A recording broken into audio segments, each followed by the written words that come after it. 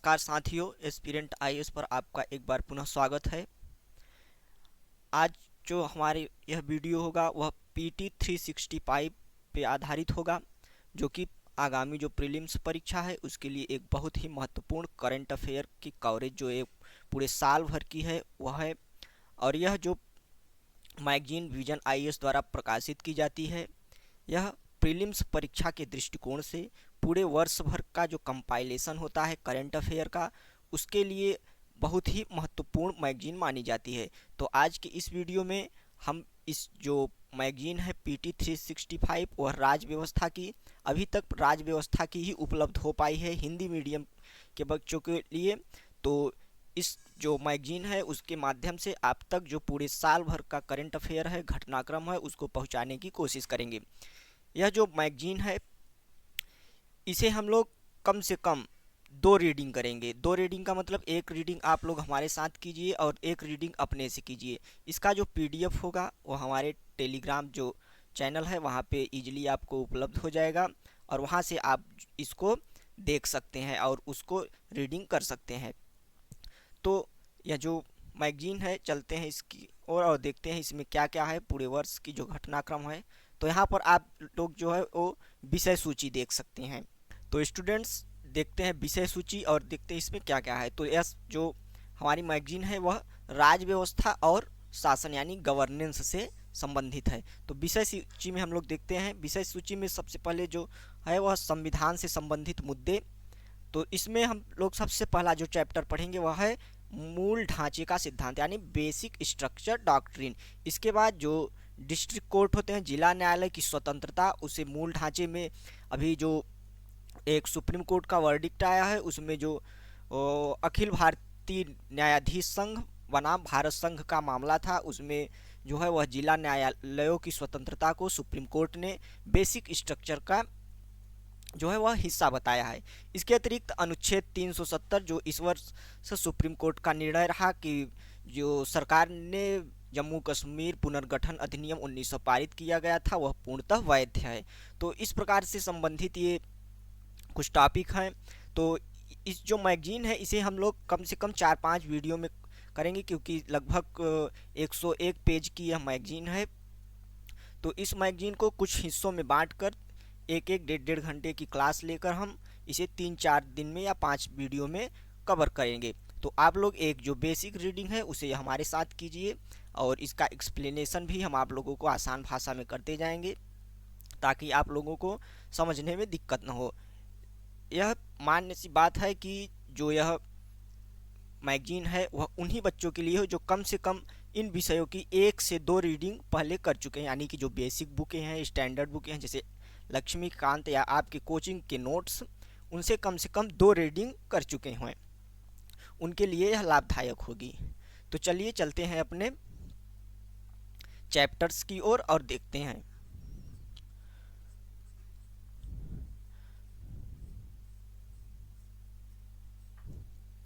और एक महत्वपूर्ण बात, आप जब इसको एक रीडिंग पूरा कर लीजिए तो एक रीडिंग करने के बाद यह जो स्कैन दिया है, ये वाला जो स्कैनर है, यहाँ पे आप स्कैन करके एक स्मार्ट क्यूज विजन के द्वारा कराई जाती है जो इसी मैगजीन पर आधारित होगी, उसे आप लोग ज़रूर अटेंड कीजिए। उसके बाद आप लोग जो है वह दूसरी रीडिंग पर जाइए। तो जो यह क्यूज होगा वह बहुत ही हेल्पफुल होगा आप लोगों के लिए, और कैसे आप लोगों ने पढ़ा है, किन किन टॉपिक्स पर, और उसका जो फॉर्म होता है उस किन किन पर ध्यान दिए है। जैसे कभी कभी क्या होता है, क्रोनोलॉजिकल बेस क्वेश्चन पूछे जाते हैं। इसके अलावा जो है वह कौन से केस है, पर्टिकुलर केस के बारे में कौन सा वर्डिक्ट आया उसके बारे में पूछे जाते हैं। तो आप लोग जब प्रश्नों को देखेंगे, एमसीक्यू को देखेंगे, तो पढ़ते समय आपके माइंड में टिक करेगा कि हाँ इसे हमें याद करना है या इसे हमें ध्यान से पढ़ना है, क्योंकि इस टाइप के प्रश्न यूपीएससी लगातार पूछती रही है। तो इसलिए यह जो क्विज है वह आपके लिए बहुत ही ज़्यादा हेल्पफुल होगा। अब चलते हैं सीधे अपने चैप्टर की ओर। तो हमारा जो आज का चैप्टर है वह है मूल ढांचा यानी कि बेसिक स्ट्रक्चर डॉक्ट्रिन। अभी हाल ही में जो केशवानंद भारती केस है उसके 50 वर्ष पूरे हुए हैं। यह जो केशवानंद भारती केस है यह केशवानंद भारती बनाम केरल राज्य से संबंधित था, जो कि 1973 में हुआ था। तो अभी 2023 में इसके 50 वर्ष पूरे हुए हैं, जिससे यह चर्चा का विषय बना रहा। केशवानंद भारतीवाद जो है 1973, उसके बारे में कुछ जान लेते हैं। तो यह जो केस है, वाद है, वह सर्वप्रथम हम जानते हैं कि यह केरल सरकार के विरुद्ध दायर याचिका की गई थी। यानी कि जो केरल सरकार, राज्य सरकार है, उसने एक कानून पारित किया था, केरल भूमि सुधार अधिनियम 1963। यानी कि केरल राज्य ने केरल भूमि सुधार अधिनियम 1963 पारित किया गया था। इसके तहत केरल सरकार द्वारा जमींदारों और मठों के पास मौजूद जो भूमि थी उसका अधिग्रहण करने का निर्णय जो है वह केरल सरकार ने लिया।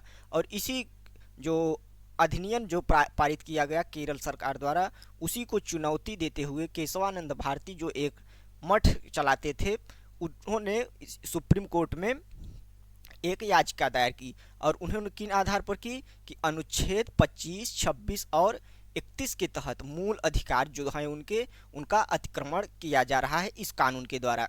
कौन से कानून? केरल भूमि सुधार अधिनियम 1963 के द्वारा 25, 26 और 31 अनुच्छेद। इसी आधार पर केशवानंद भारती ने सुप्रीम कोर्ट में केरल राज्य के विरुद्ध याचिका दायर की। इसके बाद जो यह मामला था वह भारतीय इतिहास का सबसे महत्वपूर्ण जो है वह केसों में से एक माना गया। और इस जो केस था उसकी सुनवाई के लिए अब तक की 13 न्यायाधीशों की एक पीठ का गठन किया गया। और यह अब तक के इतिहास की, भारतीय न्यायालय के इतिहास की सबसे बड़ी पीठ मानी जाती है। यानी कि यह जो पूरा केस था उसकी सुनवाई 13 न्यायाधीशों ने की और इस संबंध में उन्होंने कुछ महत्वपूर्ण निर्णय तथा सिद्धांत दिए। तो उन प्रावधानों को देख लेते हैं कि कौन कौन से प्रावधान जो है वह इस निर्णय के माध्यम से सामने आए। तो सबसे पहला और सबसे महत्वपूर्ण जो आज के हमारे टॉपिक का शीर्षक भी है वह था कि मूल ढांचे के सिद्धांत को प्रतिपादित किया गया। यानी कि जो बेसिक स्ट्रक्चर जो डॉक्ट्रिन है वह इसी मामले में उभर कर सामने आई। यह क्वेश्चन भी पूछ चुका है कि किस मामले में जो है वह बेसिक स्ट्रक्चर का जो डॉक्ट्रिन है वह सामने आए। तो वह केशवानंद भारती 1973।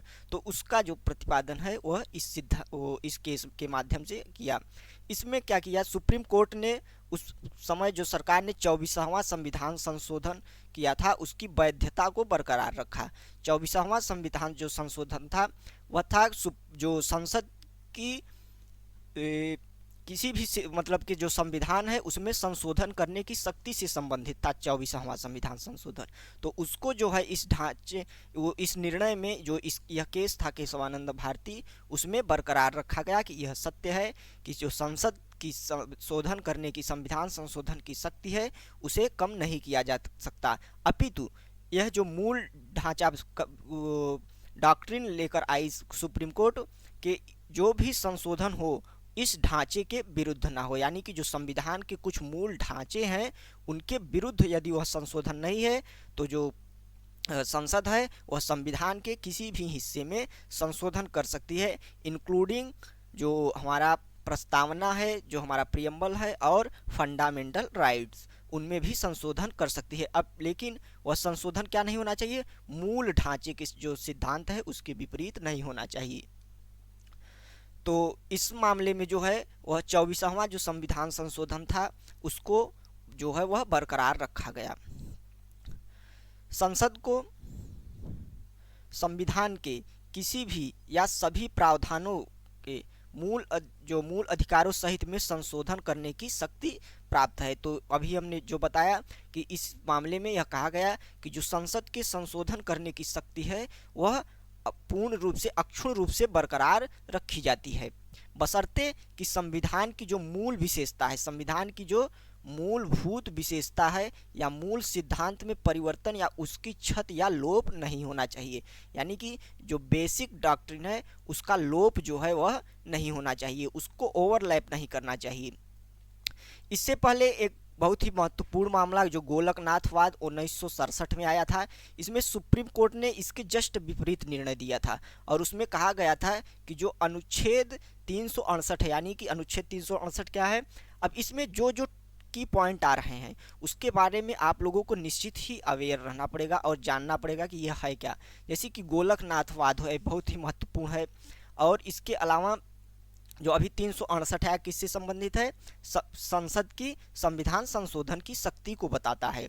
तो 368 के तहत गोलकनाथ मामले में कहा गया 368 के तहत संसद की संविधान में संशोधन की शक्ति जो है वह असीमित नहीं है। जबकि इसमें कहा गया जो केशवानंद भारती है इस मामला है, इसमें कहा गया कि संसद की संशोधन की शक्ति बरकरार रखी जाती है। वह संविधान के किसी भी हिस्से को संशोधित कर सकता है इंक्लूडिंग प्रियम्बल और फंडामेंटल राइट्स, लेकिन वह जो है वह बेसिक स्ट्रक्चर को ओवरलैप नहीं करना चाहिए। जबकि गोलकनाथ मामले में कहा गया था कि संसद के संविधान संशोधन करने की जो शक्ति है वह असीमित नहीं है, यानी कि कोर्ट उसको जो है कभी भी रिव्यू कर सकता है। और इसके साथ साथ संविधान के तहत गारंटीकृत मूल अधिकारों को संविधान संशोधन द्वारा निरस्त या सीमित नहीं किया जा सकता। यानी कि यह जो मामला है गोलकनाथवाद वह सीधे सीधे कह रहा है कि संसद जो है वह मूल अधिकारों में किसी भी प्रकार का जो है वह संशोधन नहीं कर सकती। यह किस आधार पर कर रहा है, आर्टिकल 13, आर्टिकल जो अनुच्छेद 13 है वह किसी भी विधि के आधार पर मूल अधिकारों की रक्षा करता है। वह कहता है कि कोई भी नियम विनियम या विधि जो है वह जो संसद द्वारा बनाई जाती है उसके माध्यम से मूल अधिकारों को कम नहीं किया जा सकता है। इसी आधार पर जो है वह गोलकनाथ मामले में सुप्रीम कोर्ट ने कहा कि 368 के तहत संसद जो है वह मूल अधिकारों में किसी भी प्रकार का संशोधन नहीं कर सकती या उसे सीमित नहीं कर सकती।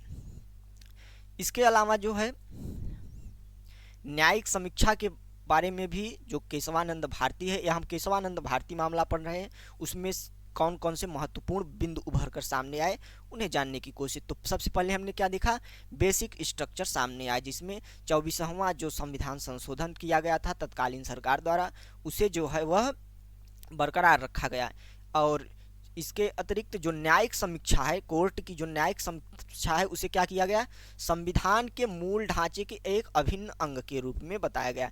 यानी कि जो न्यायपालिका है, न्यायालय है, उसकी जो समीक्षा करने की, जो जुडिशियल रिव्यू करने की जो शक्ति है वह संविधान के मूल ढांचे का हिस्सा है।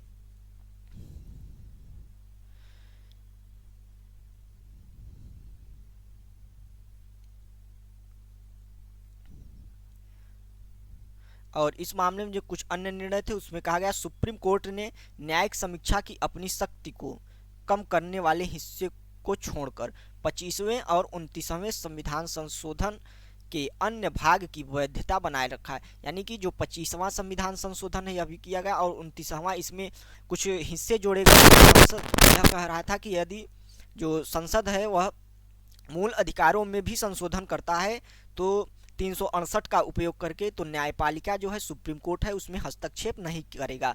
लेकिन जो इसमें जो केशवानंद भारती मामला था इसमें इन हिस्सों को हटा दिया गया, यानी कि ये जो है वह बेसिक स्ट्रक्चर को ओवरलैप कर रहे थे। तो इसलिए 25वां संविधान संशोधन और 29th जो संविधान संशोधन था उसके उन हिस्सों को जो है वह नलिफाइड घोषित कर दिया गया, जो कि जो कोर्ट के जुडिशियल रिव्यू को और उसकी शक्ति को सीमित कर रहे थे।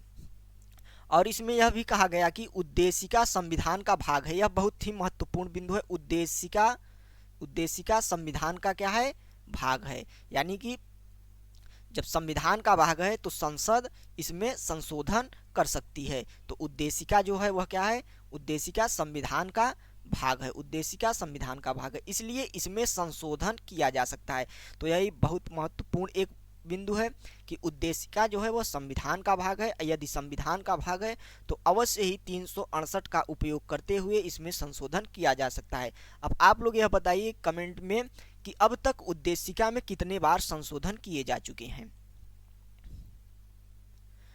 इसके अलावा अब मूल ढांचा है उसके बारे में कुछ जान लेते हैं कि मूल ढांचा आखिरकार है क्या मूल ढांचा? कई बार शब्द सामने आया कि मूल ढांचे का ओवरलैप नहीं होना चाहिए, मूल ढांचा सीमित नहीं होना चाहिए। तो आखिर यह मूल ढांचा संविधान का कौन कौन सा है, उसके बारे में जानने की कोशिश करते हैं।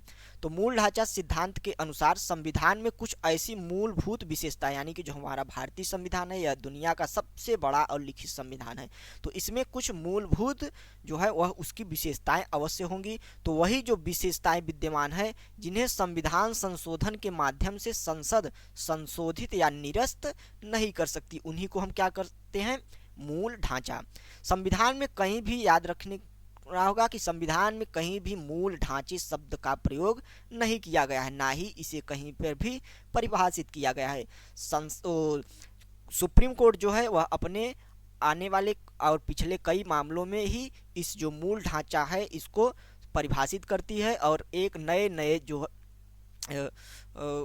विषय है एक संविधान के, उसको इसमें ऐड करती जाती है कि यह विषय भी मूल ढांचे के अंतर्गत आते हैं। इसका महत्व क्या है? मूल ढांचा जो है इसके सिद्धांत का महत्व क्या है? तो इसका महत्व है कि संसद की संशोधन करने की, संसद की जो शक्ति है उसे उचित रूप से नियंत्रित करना, यानी कि संसद जो है वह संशोधन तो कर सकता है, क्योंकि भारतीय संविधान की यह एक विशेषता भी रही है कि वह एक जीवंत दस्तावेज के रूप में बना रहे, जो कि यहाँ पे बिंदु लिखा भी है कि संविधान एक जीवंत दस्तावेज बना रहे, यानी कि वह रिड ना हो जाए, यानी कि कठोर ना बन जाए और समय के साथ अपने को परिवर्तित ना कर सके, क्योंकि समय के साथ जो आने वाली पीढ़ियां हैं उनकी मांगे जो हैं, उनकी आवश्यकताएं जो है वह बदलती जाएंगी। तो इसलिए संविधान एक जीवंत दस्तावेज बना रहे, इसलिए 368 का प्रावधान किया गया था, परंतु वह निरंकुश रूप से उसका प्रयोग न होने लगे, इसलिए जो मूल ढांचे सिद्धांत के माध्यम से कोर्ट जो है वह संसद की इस शक्ति पर जो है वह उचित रूप से, यानी कि फेयर जो रिस्ट्रिक्शन है वह लगाती है, रीजनेबल जो रिस्ट्रिक्शन है वह इस पर लगाती है 368 की शक्ति पर। इसके अतिरिक्त इसके तहत कानून का शासन, शक्तियों का पृथक्करण सेपरेशन ऑफ पावर जैसे कई सिद्धांतों को मूल ढांचे में शामिल किया गया है। ये भारत के संवैधानिक कानून का आधार बन गए हैं। इसके अतिरिक्त यह सुनिश्चित करता है कि संविधान का संघीय ढांचा कमजोर ना हो, यानी कि जो केंद्र और राज्यों के मध्य जो संबंध हो, जो भारत का संघीय स्वरूप है, फेडरल जो सिस्टम है वह कमजोर ना हो। इसके अलावा यह संविधान की व्याख्या करते समय भारतीय न्यायपालिका के दृष्टिकोण को दिशा देने में महत्वपूर्ण भूमिका निभाता है, यानी कि जब कोई निर्णय जो संवैधानिक पीठ के द्वारा दिया जाता है तो यह उन न्यायाधीशों की सहायता करता है और उन्हें एक राह प्रदान करता है कि किस रास्ते पर आप अपना निर्णय दे सकते हैं और कौन कौन से ऐसे बिंदु हो सकते हैं जो कि भारतीय संविधान में अवश्य रूप से ही जो है वह बने रहने चाहिए। तो इसलिए यह न्यायपालिका की भी मदद करता है। अब कुछ जो सिद्धांत अभी तक सुप्रीम कोर्ट द्वारा निर्धारित किए गए हैं जो कि वर्तमान में मूल ढांचे का भाग हैं, तो उन्हें हम लोग देख लेते हैं। तो इसमें से पहला है भारत की संप्रभुता, यानी सॉवरेनिटी ऑफ इंडिया। तो जो भारत की संप्रभुता है वह उसे किसी भी प्रकार से सीमित नहीं किया जा सकता है। इसके अलावा नागरिकों की व्यक्तिगत स्वतंत्रता और सुरक्षा जो है वह भी मूल ढांचे का हिस्सा है। कल्याणकारी राज्य का निर्माण, यानी कि जो भारत है, भारत के जो राज्य हैं वह निरंतर कल्याणकारी योजनाएं लाते रहेंगे और उन कल्याणकारी योजनाओं को किसी भी प्रकार से कम नहीं किया जा सकता, क्योंकि वह मूल ढांचे का हिस्सा है। इसके अतिरिक्त संविधान की सर्वोच्चता, यानी कि संविधान जो है वह देश की सर्वोच्च विधि के रूप में हमेशा जो है वह मान्य होगी। इसके अलावा जो गणतांत्रिक और लोकतांत्रिक सरकार है, जो भारत का जो यह स्वरूप है गणतांत्रिक और लोकतांत्रिक, रिपब्लिकन एंड डेमोक्रेटिक जो स्वरूप है वह भी बेसिक स्ट्रक्चर का पार्ट है। इसके अतिरिक्त संविधान का पंथ निरपेक्ष और संघीय स्वरूप जो है, यानी कि जो पंथ निरपेक्ष जो प्रियम्बल में जो वर्ड आता है पंथ निरपेक्ष, वह और संघीय स्वरूप जो केंद्र और राज्य के मध्य जो संघीय सहकारिता है वह भी मूल ढांचे का हिस्सा है। इसके अतिरिक्त विधायिका, कार्यपालिका और न्यायपालिका के बीच शक्तियों का पृथक्करण भी मूल ढांचे का हिस्सा है। और राष्ट्र की एकता और अखंडता, यह भी मूल ढांचे का हिस्सा है। न्यायिक समीक्षा का अधिकार, यह भी मूल ढांचे का हिस्सा है। और मौलिक अधिकारों और नीति निर्देशक तत्वों के जो मध्य में है वह सामंजस्य व संतुलन स्थापित करना। कई मामलों में सुप्रीम कोर्ट ने यह निर्धारित किया गया है कि जो डीपीएसपी है और जो फंडामेंटल राइट्स हैं वह एक दूसरे के विरोधी ना होकर एक दूसरे के पूरक है, और सरकारों को यह चाहिए कि वह इन दोनों के मध्य जो है वह एक संतुलन स्थापित करके हमेशा चले। तो इस प्रकार यह जो पूरा मामला इस वर्ष 2023 में सुर्खियों में रहा, क्योंकि अभी अभी जो है वह इस मामले को 50 वर्ष बीते हैं, तो इसलिए यह मामला जो है पूरा चर्चा का विषय बना रहा। और अक्सर ही यह मूल ढांचा जो है वह चर्चा का विषय बना ही रहता है, तो इसलिए यह हमारे आगामी प्रीलिम्स परीक्षा के लिए बहुत ही महत्वपूर्ण है।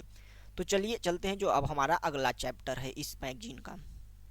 तो पीटी 365 का जो अगला चैप्टर है वह है जिला न्यायालयों की स्वतंत्रता मूल ढांचा। अभी हाल ही में अखिल भारतीय न्यायाधीश संघ जो है बनाम भारत संघ जो में फैसला सुनाते हुए जिला न्यायालयों की स्वतंत्रता को संविधान के मूल ढांचे का हिस्सा बनाया गया। अब यही प्रश्न आ सकता है कि जो जिला न्यायालयों की स्वतंत्रता है क्या वह मूल ढांचे का हिस्सा है? यदि आप जानते रहेंगे तो सही उत्तर तक पहुंच जाएंगे, यदि नहीं तो आप उसमें फंसने की गुंजाइश लगातार बनी रहेगी। तो अभी अभी जो अखिल भारतीय न्यायाधीश संघ है और जो भारत संघ मामला है उसमें सुप्रीम कोर्ट ने कहा कि जो जिला न्यायालय यानी कि डिस्ट्रिक्ट कोर्ट, हमारे देश में जो न्यायालय हैं उनकी जो मुख्य रूप से जो है वह 3 स्तरों पर कार्य करती हैं। एक तो सुप्रीम कोर्ट, दूसरा हाई कोर्ट और इसके बाद अधीनस्थ न्यायालय। ध्यातव्य है कि आपको जानना होगा कि जो हाई कोर्ट होता है वह सुप्रीम कोर्ट के अंडर में कार्य नहीं करता, वह सुप्रीम कोर्ट से पूर्णतः स्वतंत्र होता है। लेकिन जो हाई कोर्ट के नीचे सबऑर्डिनेट कोर्ट होते हैं, जैसे जिला न्यायालय, सत्र न्यायालय, जिसे डिस्ट्रिक्ट या सेशन कोर्ट भी कहा जाता है, वह जो है वह पूर्ण रूप से हाई कोर्ट के अधीनस्थ होते हैं। तो इसलिए जो जिला न्यायालय हैं उनकी स्वतंत्रता जो है सरकार, जो राज्य सरकारें हैं उन पे अत्यधिक हस्तक्षेप ना करें, और उनकी जो स्वतंत्रता है वह मूल ढांचे का हिस्सा है। और इस प्रकार का यदि किसी प्रकार का हस्तक्षेप किया जाता है तो सुप्रीम कोर्ट उसे जो है वह निरस्त घोषित कर सकती है। इस संबंध में कुछ दिशा निर्देश भी सुप्रीम कोर्ट ने दिए, जिसे हम एक एक करके जान लेते हैं। तो सबसे पहले कोर्ट ने इस केस में फैसला सुनाते हुए न्यायपालिका को संबंधित कुछ सिद्धांतों पर प्रकाश डाला, जिसमें कहा कि जिला न्यायालय, हाई कोर्ट और सुप्रीम कोर्ट के बीच वेतन, पेंशन तथा अन्य सेवा शर्तों के मामले में देश भर में एकरूपता होनी चाहिए। यानी कि जो पेंशन है, सेवा शर्तें हैं, वेतन है, उसमें पूरे देश में एकरूपता होनी चाहिए। जैसा कि देखा जाता है कि जो डिस्ट्रिक्ट जो कोर्ट होते हैं वह राज्य सरकारों के अधीन होते हैं, और प्रत्येक राज्य दर राज्य उनकी जो संरचना होती है, उनका जो वेतन होता है, उनका जो भत्ता होता है, कार्यशैली होती है, उसमें अंतर देखने को पाया जाता है। तो इस प्रकार का अंतर नहीं होना चाहिए। यह जो दिशा निर्देश है वह सुप्रीम कोर्ट के द्वारा दिए गए हैं। इसके अतिरिक्त शक्तियों का पृथक्करण, न्यायपालिका के पदाधिकारियों को विधायिका और कार्यपालिका के कर्मचारियों से अलग माना जाना चाहिए।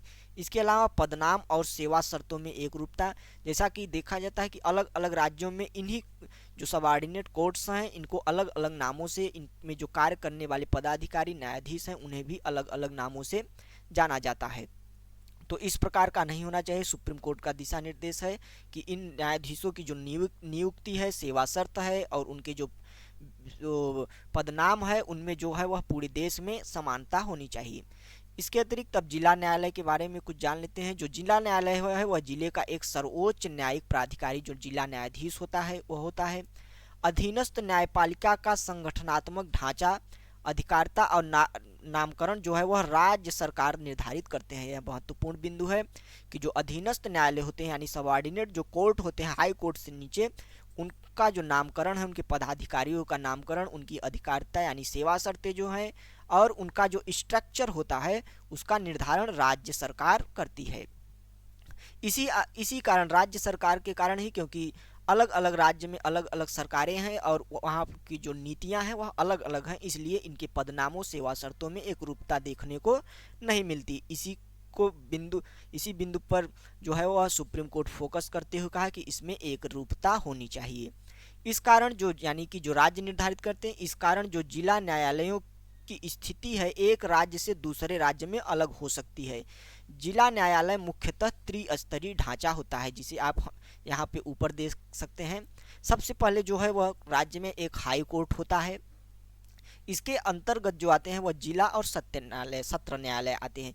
जिला न्यायालय जो होता है उसमें देखिए सिविल और दीवानी मामले, इसके जो नीचे होता है वह अधीनस्थ न्यायालय और मुंसिफ कोर्ट। यह प्रीलिम्स की दृष्टि से बहुत महत्वपूर्ण, क्योंकि यूपीएससी का जो नेचर रहा है वह इसी प्रकार के प्रश्नों को पूछता रहा है।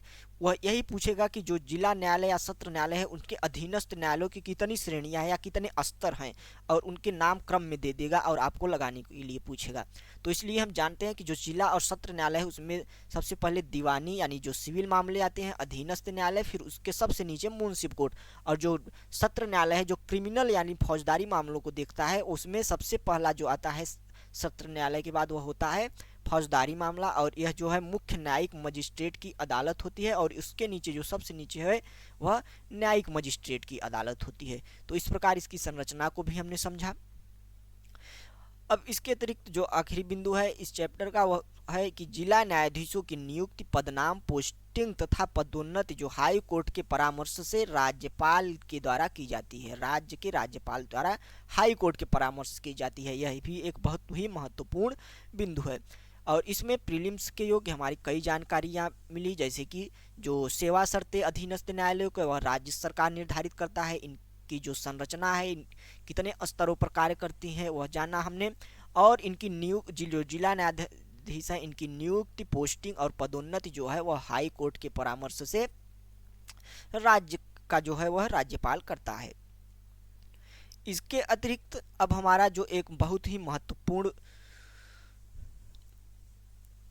यह चैप्टर है, यह भी इस वर्ष चर्चा का विषय बना रहा, और सुप्रीम कोर्ट ने अपने निर्णय में जो अनुच्छेद 370 का जो उसका निरसन था केंद्र सरकार के द्वारा किया गया था 2019 में, उसको वैध रखा, उसको बरकरार रखा। तो इससे संबंधित यह मामला है, तो अनुच्छेद 370 के बारे में हम पढ़ेंगे।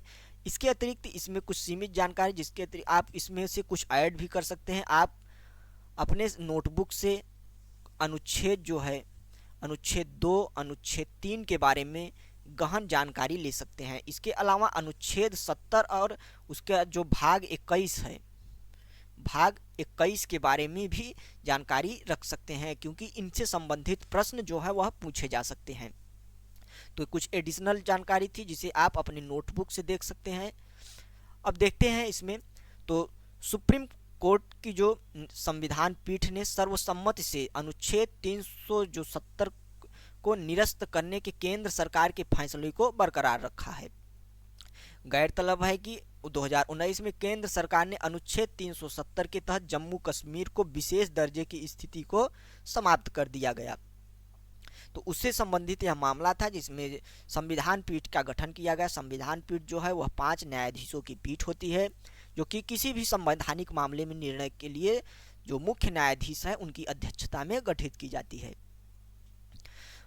इससे संबंधित जो तथ्य हैं इस मामले से देखते हैं कि जो सर्वप्रथम है वह 5 अगस्त 2019 को राष्ट्रपति ने संविधान जो है वह जम्मू और कश्मीर पर लागू आदेश 2019 जारी किया। यानी कि यह राष्ट्रपति का एक आदेश था जो कि जारी किया गया, और यह आदेश जो इसमें कहा गया कि भारतीय संविधान के प्रावधान बिना किसी अपवाद के जम्मू और कश्मीर राज्य में उसमें भी लागू होंगे। यानी कि एक राष्ट्रपति का आदेश जारी किया गया 1919 में, किस नाम से? संविधान जम्मू और कश्मीर पर लागू आदेश 2019, जिसमें कहा गया कि जो भारतीय संविधान के समस्त प्रावधान हैं वह बिना किसी अपवाद के जम्मू और कश्मीर में लागू होंगे। इसके अलावा संसद ने जम्मू और कश्मीर पुनर्गठन अधिनियम 2019 भी पारित किया। इसके तहत जम्मू और कश्मीर राज्य को निम्नलिखित 2 केंद्र शासित प्रदेश यानी यूटी में यूनियन टेरिटरी में विभाजित कर दिया गया। जम्मू कश्मीर और लद्दाख 2 यूटी बनी, जिसमें यह वादा किया गया कि बाद में जो है इन्हें स्टेट का दर्जा दे दिया जाएगा। तो याचिकाकर्ताओं ने संघ की इस कार्रवाई की संवैधानिकता को सुप्रीम कोर्ट में चुनौती दी थी कि जो अनुच्छेद 3 है इसका गलत तरीके से प्रयोग किया गया है, इसका मिसयूज किया गया है, और उसमें कुछ तर्क दिए गए कि जैसे कोई पूर्ण स्टेट है उसे यूटी का दर्जा नहीं दे सकते। तो इस संबंध में सुप्रीम कोर्ट ने कुछ क्लियरिफिकेशन दिया है, जो कि हम देखते हैं। सुप्रीम कोर्ट ने अगस्त 2019 में जारी राष्ट्रपति की उद्घोषणा को बरकरार रखा, जो अभी हमने देखा, और कहा कि 1947 में जम्मू कश्मीर के भारत में विलय के बाद जो कि उनकी स्वयं की कोई जो संप्रभुता है वह नहीं रह गई, यानी कि जो जम्मू कश्मीर है उसकी स्वयं की कोई संप्रभुता नहीं है, वह जो भारत संघ का एक हिस्सा है 1947 के बाद से। इसके अतिरिक्त तो सुप्रीम कोर्ट ने कहा कि अनुच्छेद 370 संविधान के एक अस्थायी और संक्रमणकालीन प्रावधान था, यानी कि जो भाग 21 था उसमें स्पष्टतः लिखा गया था कि जो 370 का जो है प्रावधान है वह अस्थायी और संक्रमणकालीन प्रावधान है, तो जिसे निरस्त करने की शक्ति संसद को होती है। कोर्ट ने कहा कि संसद किसी भी राज्य से उसका कोई क्षेत्र अलग करके उसे केंद्र शासित प्रदेश बना सकती है। जो याचिकाकर्ताओं के द्वारा यह कहा जा रहा था कि किसी जो पूर्ण स्टेट है उसे विखंडित करके यूटी का दर्जा उसे नहीं दिया जा सकता, तो सुप्रीम कोर्ट ने इस पर क्लियरिफिकेशन अपना दिया कि ऐसा किया जा सकता है और यह अनुच्छेद 3 का जो है वह उल्लंघन नहीं माना जा सकता इसे। तो संसद कानून द्वारा किसी भी राज्य से किसी भी क्षेत्र को अलग करके या दो से अधिक राज्यों या राज्यों के कुछ हिस्से को आपस में मिलाकर किसी भी राज्य क्षेत्र को किसी भी राज्य के हिस्से के एक हिस्से में मिलाकर एक नया राज्य बना सकते हैं, यानी कि जो संसद है वह कानून के द्वारा राज्य के किसी क्षेत्र को उससे अलग करके या दो से अधिक राज्यों या राज्यों के कुछ हिस्से को आपस में मिलाकर या किसी भी राज्य क्षेत्र को किसी भी राज्य से अलग एक हिस्से से मिलाकर एक नया राज्य जो है वह बना सकती है। संविधान का जो अनुच्छेद 3 है उसके स्पष्टीकरण के अनुसार अनुच्छेद 3A में प्रयुक्त जो राज्य है जिसमें कहा गया है कि एक राज्य बना सकती है, यहाँ पे देखिए कहा गया है कि एक राज्य बना सकती है, वह केंद्र शासित प्रदेश में भी लागू किया गया। जो याचिकाकर्ताओं का जो तर्क था कि किसी पूर्ण राज्य को यूटी का दर्जा नहीं दिया जा सकता, तो उसमें सुप्रीम कोर्ट ने अपना क्लियरिफिकेशन दिया कि अनुच्छेद 3A जो है वह उसमें जो प्रयुक्त राज्य शब्द है उसमें केंद्र शासित प्रदेश भी शामिल हो जाता है, यानी कि संसद कानून के माध्यम से किसी राज्य के हिस्से या दो से अधिक राज्यों के हिस्से या उन राज्यों को आपस में मिलाकर राज्य या केंद्र शासित प्रदेश जो है वह बना सकती है। तो इस प्रकार यह जो 370 है उसका जो उल्लंघन था वह जो है वह याचिकाकर्ताओं द्वारा उनकी याचिका को रद्द किया गया। सुप्रीम कोर्ट ने एसआर जो मुंबई मामला था अपने दिए फैसले को भी दोहराया। उसमें कहा गया कि राज्य में आपातकाल या राष्ट्रपति शासन के दौरान राष्ट्रपति की कार्रवाई या न्यायिक समीक्षा के दायरे में, यानी एसआर मुंबई जो मामला था वह संघवाद पर केंद्रित था। इसमें पंथ निरपेक्ष को भी जो है वह कुछ हद तक दर्शाया गया है। तो आप इन मामलों को पढ़िए और इनसे डायरेक्ट प्रश्न पूछे जाते हैं कि इन मामले में कौन कौन से वर्डिक्ट सामने निकल कर आए। तो इसमें यह कहा गया था कि जो राज्यपाल है और राष्ट्रपति है उसकी जो कार्यवाही है आपातकाल के दौरान या राष्ट्रपति शासन के दौरान वह न्यायिक समीक्षा यानी जुडिशियल रिव्यू के दायरे में आती है। अब इसके अतिरिक्त जो 370 है उसका कुछ ऐतिहासिक परिदृश्य दिया गया है, उसको हम देखते हैं। तो जो इंस्ट्रूमेंट ऑफ जो एक्सेशन था विलय पत्र था वह अक्टूबर 1947 में जम्मू कश्मीर के अंतिम शासक महाराजा हरि सिंह द्वारा उस पर हस्ताक्षर किया गया। इस विलय पत्र के माध्यम से वह अपने राज्य को भारतीय राज्य क्षेत्र में शामिल करने हेतु जो है वह सहमत हुए। जम्मू कश्मीर के लिए एक अस्थायी प्रावधान किया गया, यानी जब भारतीय संविधान 26 जनवरी 1950 को लागू हुआ तब अनुच्छेद 370 को संविधान के भाग 21 में जोड़ा गया और भाग 21 का जो शीर्षक है वह अस्थायी संक्रमणकालीन और विशेष उपबंध दिया गया, जिसके नाम से ही यह दर्शाया जा सकता है कि इसे आने वाले समय में जो है वह निरस्त कर दिया जाएगा। तो इसी को जो है सुप्रीम कोर्ट ने आधार बनाया और केंद्र सरकार के इस फैसले को जारी रखा। अब जो अगला बिंदु है वह है सुप्रीम कोर्ट ने जिसको अपने इस निर्णय का आधार बनाया, अनुच्छेद 370 में जो रक्षा, विदेश मामले और वित्त और संचार को छोड़कर अन्य सभी कानून जो है लागू करने के लिए संसद जो है राज्य सरकार की सहमति आवश्यक है। यानी कि इससे पहले जब 370 जो है वह लागू था जब जम्मू कश्मीर पर, तो वहाँ पे रक्षा, विदेश मामले, वित्त और संचार को छोड़कर यदि किसी भी कानून को उस क्षेत्र में यानी जम्मू कश्मीर राज्य में लागू करना होता था तो संसद को जो है वह राज्य सरकार की अनुमति लेनी पड़ती थी, परंतु अब ऐसा नहीं होगा। इसके अतिरिक्त एक और महत्वपूर्ण बिंदु था जो 35A यानी अनुच्छेद 35A से संबंधित था। यह अनुच्छेद 370 से ही उत्पन्न हुआ था, यानी जो 35A है यह 370 से ही उत्पन्न हुआ था। अनुच्छेद 35A में जो जम्मू कश्मीर राज्य के अस्थायी निवासियों तथा उनसे विशेष अधिकारों, उनके जो विशेष अधिकार हैं उन्हें मिलने वाली विशेष सुविधाओं का प्रावधान करना, यानी कि जो वहाँ के निवासी थे उन्हें एक विशेष ट्रीटमेंट जो है वह स्टेट द्वारा दिया जाता था और जिस पर किसी भी प्रकार की कोई आपत्ति जो है वह नहीं दर्ज कराई जा सकती है। तो इस प्रकार जो यह 335 है उसे भी निरस्त किया गया। अब जो अनुच्छेद 3 है उसे हम देखते हैं। अनुच्छेद जो 3 है यह प्रावधान करता है कि संसद कानून द्वारा नए राज्य का निर्माण कर सकती है और मौजूदा राज्य के राज्य क्षेत्र सीमाओं नाम में परिवर्तन कर सकती है। महत्वपूर्ण आर्टिकल है जिसे आप लोग अवश्य ही पढ़िएगा। अनुच्छेद के पहले हिस्से में यह कहा गया है कि उपर्युक्त कानून के लिए किसी विधेयक को राष्ट्रपति की सिफारिश पर ही संसद में किसी भी सदन में पेश किया जा सकता है। यानी कि अनुच्छेद 3 से संबंधित जो भी कानून होगा वह संसद के पहला बिंदु तो यह है संसद के किसी भी सदन में पेश किया जा सकता है, यानी कि वह राज्यसभा या लोकसभा दोनों में से किसी में भी पेश किया जा सकता है। इसके अतिरिक्त राष्ट्रपति की जो वह सिफारिश है वह पेश करने से पहले राष्ट्रपति की अनुमति जो है वह लेना आवश्यक है। यदि विधेयक किसी राज्य के राज्य क्षेत्र, सीमा या नाम से संबंधित है तो राष्ट्रपति को ऐसे विधेयक को संबंधित राज्य विधानमंडल के विचार के लिए भेजा जाना चाहिए। तो यह जो है वह अनुच्छेद 3 का प्रावधान है कि यदि उस राज्य से संबंधित कोई प्रावधान है जिसमें परिवर्तन किया जा रहा है संसद द्वारा तो वह सर्वप्रथम तो राष्ट्रपति की सहमति से उसमें संशोधन किया जाएगा और राष्ट्रपति जो है वह विधानमंडल के विचार के लिए उसे भेजेगा। तो विचार शब्द जो है यहाँ पे महत्वपूर्ण हो जाता है कि सिर्फ विचार जानेगा, यानी कि बाध्य नहीं है, यानी कि जो राष्ट्रपति है उसके विचारों के लिए बाध्य नहीं होगा। यदि उस पर अनुमति जो है वह अपनी नहीं देता कि हमें नहीं चाहिए इस प्रकार का कोई परिवर्तन, तो भी जो भारतीय संसद है यानी राष्ट्रपति जो है वह इसे मानने के लिए बाध्य नहीं है। तो इस प्रकार यह टॉपिक जो है हमारा समाप्त हुआ।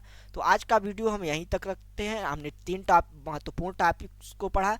अब अगले जो हमारा वीडियो जो जल्द ही आएगा उसमें राष्ट्रीय राजधानी क्षेत्र दिल्ली सरकार जो GNC-TD एक्ट जो 2023 पारित किया गया है यह भी बहुत महत्वपूर्ण हमारे लिए है।